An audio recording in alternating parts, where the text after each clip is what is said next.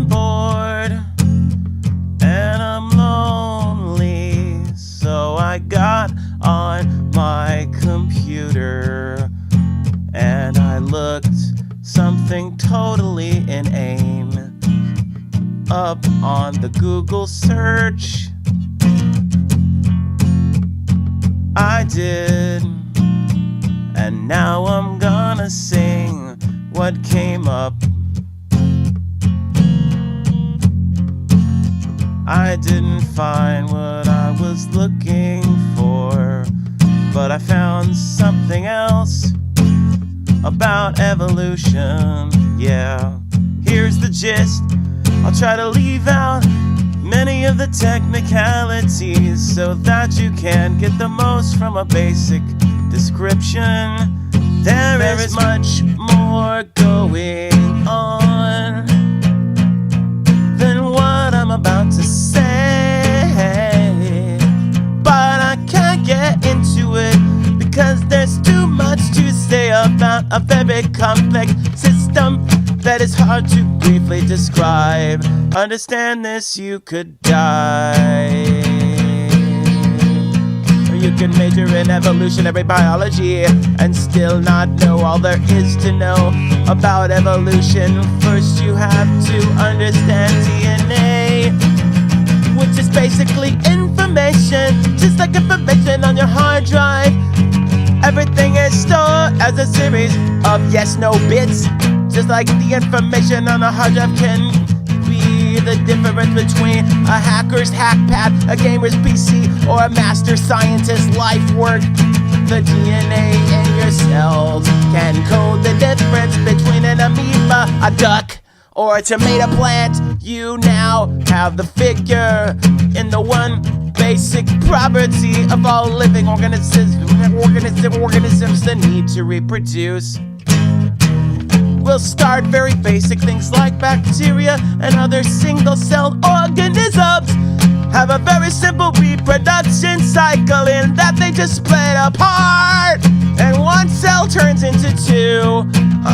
On average, bacteria do this like once every 2 hours. Now imagine that every so often, throughout replication, somehow one or more of these little yes-no bits in the DNA change that they don't exactly copy. Suddenly you could have anything from a radically new superbacteria to a very similar but slightly different bacteria to a deformed and dysfunctional bacteria that will die in a matter of seconds and thus not be able to reproduce, and everything in between, and everything in between. Over the course of thousands or millions of years, whichever you wanna talk about, some of these changes accumulate so you eventually, if you were to compare this new bacteria to the old one, you'd never know the two were once the same. Well, now imagine that this course happened for billions of years. Eventually you'll start getting more complex organisms that have more complex ways of reproducing, such as organisms that require two to tango.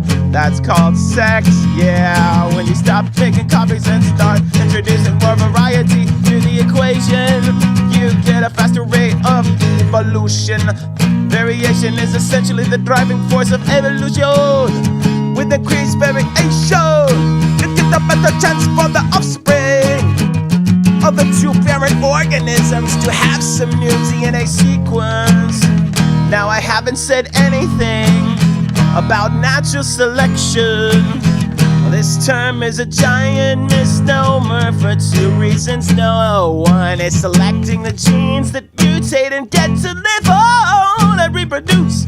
And two, that people think natural selection allows organisms to select which mutations they want to have. In the case of one, religious idiots tend to point the supreme being and say that he must be the natural selector. That's moronic. For two, you can't want to have a baby with 11 fingers and then pop out an 11-fingered baby. You have to find a mate with 11 fingers and then hope that the 11-fingered gene passes down to your offspring from your mate. So what exactly is it? natural selection. It's better described as the strong survives law.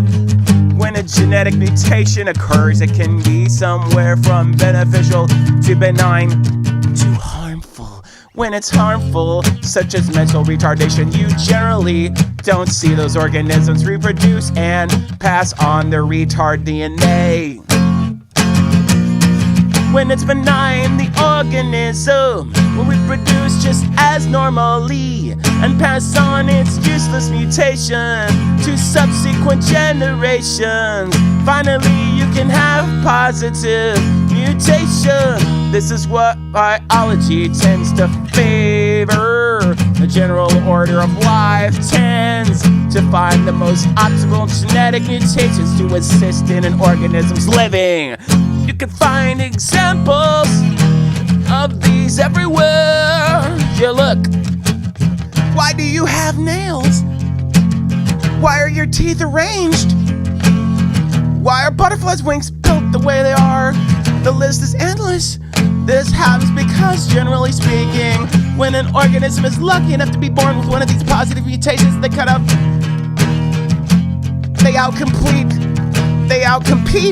the rest of organisms. The other organisms are best to live long, but I can't reproduce more. The ones that are good, the ones that got the positive mutations, are the ones that are gonna reproduce more. Eventually someone has this positive gene, and it's awesome, and the process restarts. And it never ends, but the process isn't as jerky as it sounds. It's not like a plant one day gave birth to a little seedling with a brain. It's not like a fish had a little baby that grew legs. It's an incredibly slow, luck-based process, which often makes very subtle changes at a time. If you read about the brain, you'll read about how some parts of the brain are millions of years old, while others, such as the prefrontal cortex, are relatively new. This is because it took a long time to first create the brain, then it took a long time to add two parts to it. Then new parts, not specifically just two parts, but however many it happened to add. Final rule that is also good to know about evolution is that it tends not to add parts to a new organism or new parts to an old organism. Here's an example. Do you think that a giraffe's neck has extra spine bones, or do you think that its neck just has very large spine bones? The answer is ladder. Not the ladder you climb, but that's what the guy wrote in the post that I'm reading right now. Evolution tends to change, aka mutate what is already there, rather than to add or remove parts. This is of course not always the case, obviously. So what the fuck is evolution? It's a roll of a dice. An offspring tends to be an evolved form of another, needs to be extremely lucky enough for the DNA to mutate.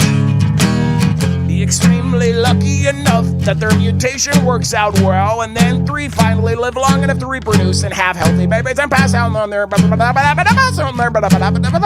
their mutation.